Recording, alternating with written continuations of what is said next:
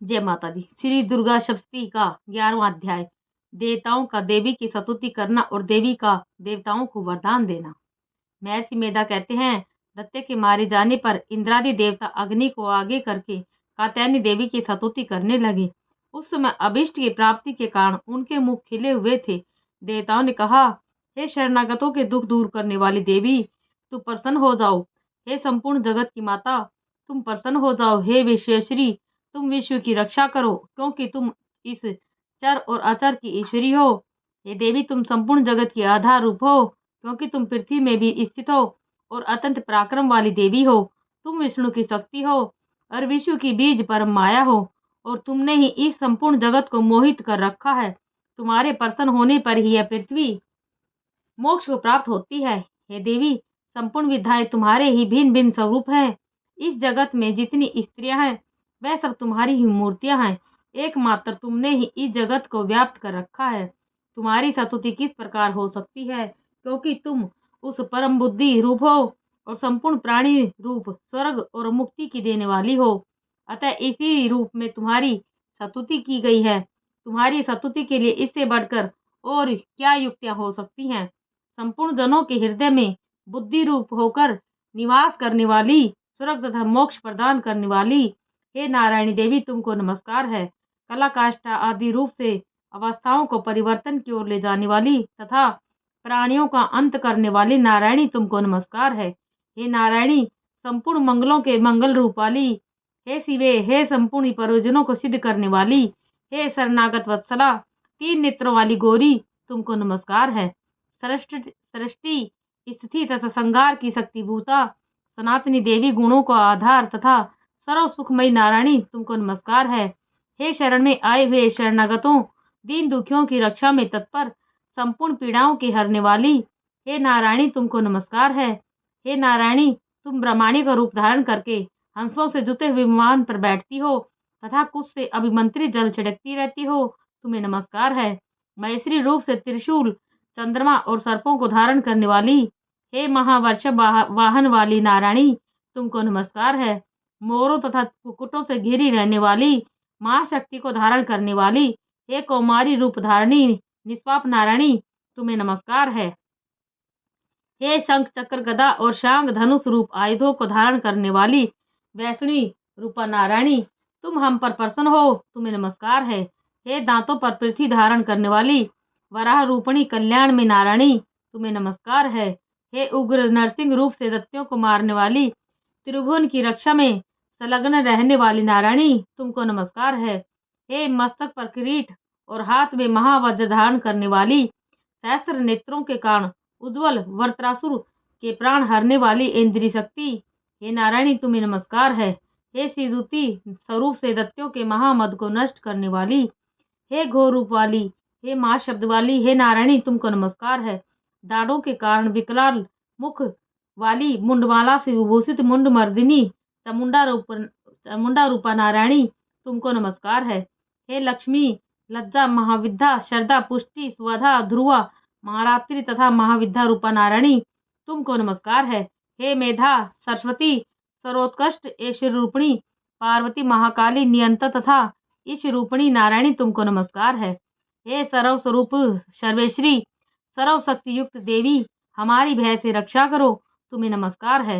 हे कात्यायनी, तीनों नेत्रों से भूषित यह तेरा सौम्य मुख सब तरह के डरों से हमारी रक्षा करे, तुम्हें नमस्कार है। हे भद्रकाली, ज्वालाओं के समान भयंकर, अति उग्र एवं संपूर्ण असुरों को नष्ट करने वाला त्रिशूल हमें भयों से बचावे, तुमको नमस्कार है।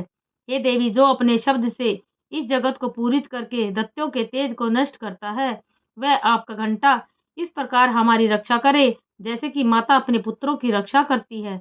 हे चंडिके, असुरों के रक्त और चर्बी से चर्चित जो आपकी तलवार है, वह हमारा मंगल करे, हम तुमको नमस्कार करते हैं। हे देवी, तुम जब प्रसन्न होती हो तो संपूर्ण रोगों को नष्ट कर देती हो, और जब रुष्ट हो जाती हो तो संपूर्ण वांछित कामनाओं को नष्ट कर देती हो, और जो मनुष्य तुम्हारे शरण में जाते हैं उन पर कभी विपत्ति नहीं आती, बल्कि तुम्हारी शरण में गए हुए मनुष्य दूसरों को आश्रय देने वाले योग्य हो जाते हैं। उनके रूपों से, अनेक रूपों से, बहुत प्रकार की मूर्तियों को धारण करके इन धर्मद्रोही असुरों का तुमने संहार किया है वह तुम्हारे सिवा और कौन कर सकता था। चतुर्दश विद्याएं, सठ शास्त्र और चारों वेद तुम्हारे प्रकाश से प्रकाशित हैं, उनमें तुम्हारा ही वर्णन है। और जहाँ राक्षस, विषैले सर्प, शत्रुघ्न है, वहाँ और समुद्र के बीच में भी तुम साथ रहकर इस विश्व की रक्षा करती हो। हे विश्वेश्वरी, तुम विश्व का पालन करने वाली विश्व रूपा हो, इसलिए संपूर्ण विश्व को धारण करती हो। इसलिए हे ब्रह्मा, विष्णु, महेश की भी वंदनीय हो। जो भक्ति पूर्वक तुमको नमस्कार करते हैं, वह विश्व को आश्रय देने वाले बन जाते हैं। हे देवी, तुम प्रसन्न हो जाओ और असुरों को मारकर जिस प्रकार हमारी रक्षा की है, ऐसे ही हमारे शत्रुओं से सदा हमारी रक्षा करती रहो। संपूर्ण जगत के पाप नष्ट कर दो और पापों तथा उनके फल स्वरूप होने वाली महामारी आदि बड़े बड़े उपद्रवों को शीघ्र ही दूर कर दो। विश्व की पीड़ा को हरने वाली देवी, शरण में पड़े हुओं पर प्रसन्न हो जाओ। त्रिलोक निवासियों की पूजनीय परमेश्वरी, हम लोगों को वरदान दो। देवी ने कहा, हे देवताओं, मैं तुमको वर देने के लिए तैयार हूँ। आपकी जैसी इच्छा हो वैसा वर मांग लो, मैं तुमको दूंगी। देवताओं ने कहा, हे सर्वेश्वरी, त्रिलोकी के निवासियों की समस्त पीड़ाओं को तुम इसी प्रकार हरती रहो और हमारे शत्रुओं को इसी प्रकार नष्ट करती रहो।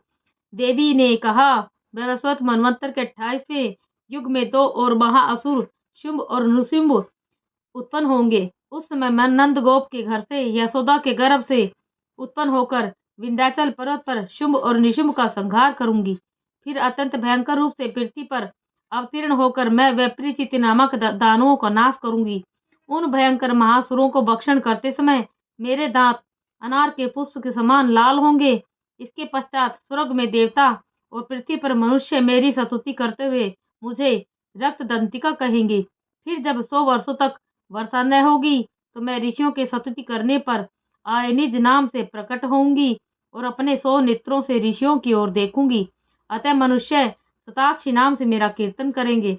उसी समय मैं अपने शरीर से उत्पन्न हुए प्राणों की रक्षा करने वाले शाकों द्वारा सब प्राणियों का पालन करूंगी और तब इस पृथ्वी पर शाकंभरी के नाम से विख्यात होंगी। और इसी अवतार में मैं दुर्ग नामक महाअसुर का वध करूंगी और इससे मैं दुर्गा देवी के नाम से प्रसिद्ध होंगी। इसके पश्चात जब मैं भयानक रूप धारण करके हिमालय निवासी ऋषियों महर्षियों की रक्षा करूंगी, तब भीमा देवी के नाम से मेरी ख्याति होगी। और जब फिर अरुण नामक असुर तीनों लोकों को पीड़ित करेगा, तब मैं असंख्य भ्रमरों का रूप धारण करके उस महादत्य का वध करूंगी। तब स्वर्ग में देवता और मृत्युलोक में मनुष्य मेरी स्तुति करते हुए मुझे भ्रामरी नाम से पुकारेंगे। इस प्रकार जब जब पृथ्वी राक्षसों से पीड़ित होगी, तब तब मैं अवतरित होकर शत्रुओं का नाश करूंगी। जय माता दी।